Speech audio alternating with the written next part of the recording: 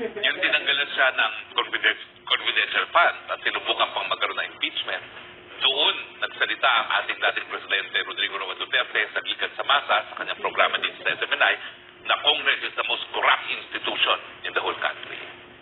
Matapos yan, nagsalita rin siya sa Davao. Pero ano naman ang issue doon?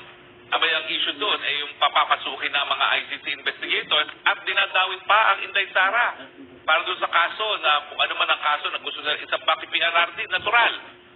Si PRRD, kung siya lang, tanggap na niya yun. Sabi nga niya, 80 anyos na ako, okay na ako. Paano naman si Bibi Sara, 45 years old lamang, okay na ba rin ba si Inday Sara na makulong? Siyempre hindi.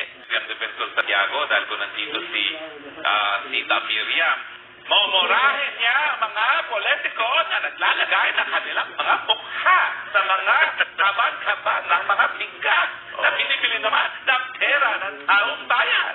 Di ba? Ano nga naman ang karapatan nilang ilagay mga mukha nila dyan? Hindi naman nila pera yan. Pera ng taong bayan yan.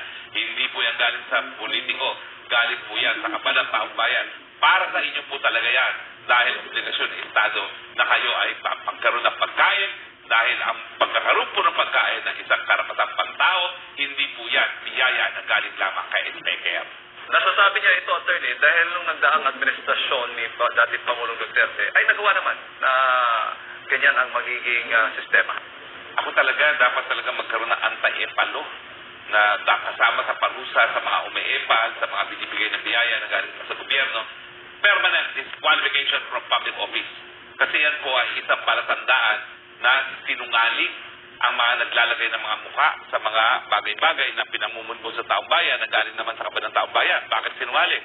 Pinalalabas nila na sila ang nambibigay. Hindi naman galing sa kanila yung galing talaga sa kaban ng taong bayan din yan. Bakit nandiyan ang mga mukha nila? Diba?